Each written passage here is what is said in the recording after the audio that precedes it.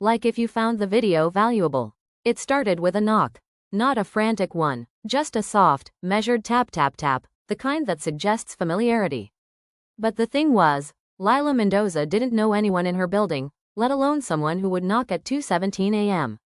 She slipped out of bed, grabbed her robe, and padded to the door of her small third-floor studio. The hallway light under the door revealed no shadows, no movement. She leaned her ear against the wood. Silence. She waited. A full minute passed. Then came the whisper. "I saw you take it." Lila's breath caught in her throat. Her peephole was taped over from the inside, a habit she'd formed after a stalker incident years ago. Heart racing, she grabbed her phone and typed a text to her friend Nate. "Someone's at my door whispering. Not a prank. Call me." No reply. She looked through the chain crack, saw nothing, and backed away. The whisper returned, louder this time.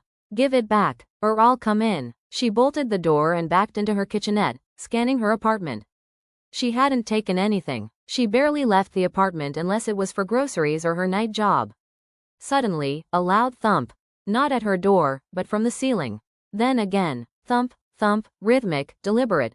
Apartment 9B, directly above her. She'd never seen the tenant.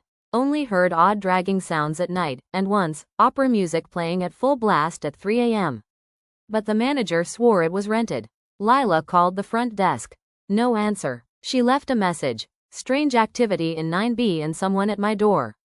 Please check the cameras." The thumping stopped, but the whisper returned, from inside her apartment. "Give it back, Lila." She spun. Empty. Her heart pounded so hard it shook her vision. The living room lights flickered, then cut. The only glow was from the refrigerator. She ran for her phone, but it had powered off. Dead. Impossible. It was fully charged. That's when the hallway light returned, but this time, glowing red through the bottom gap. And a shadow appeared. Feet. Someone was still out there. She snapped. "What do you want?" No answer. Only silence. Then, scraw-ch.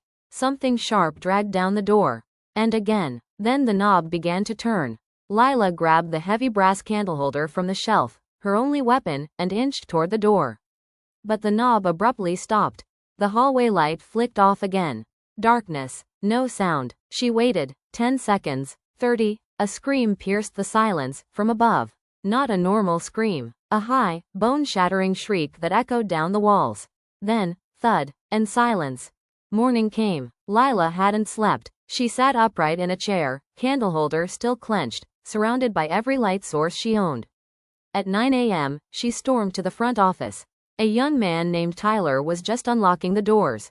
"I need you to check 9B, she demanded. "And your cameras. Someone tried to break in last night."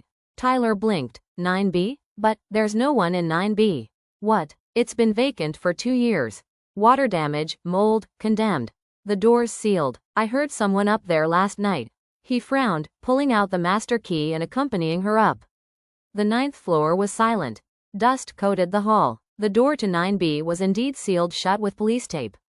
Tyler paled. "Wait, it shouldn't be like this. No one's touched this in months." There were fresh scratch marks on the doorframe. Lila stepped back. "Check the cameras." They rushed back to the security room. Playback of 2:17 a.m. Camera 3. Her hallway. Lila's apartment. Nothing unusual. But then, a glitch. For 2 seconds, the hallway blinked dark.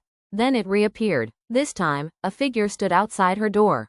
Head tilted, unmoving, face obscured. Then, it looked up, right at the camera, and smiled. Tyler gasped. "Who the hell is that?" The image glitched again. "Gone." "Go back," Lila said, trembling. "Rewind again." He did. Nothing. No shadow. No figure. As if it never happened.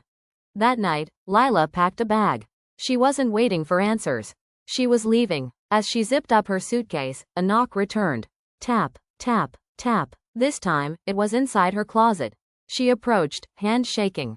The door creaked open. Inside, taped to the mirror, was a note in old, brown ink. "Now you've seen. Now you'll stay." The closet door slammed shut behind her. And the lights went out.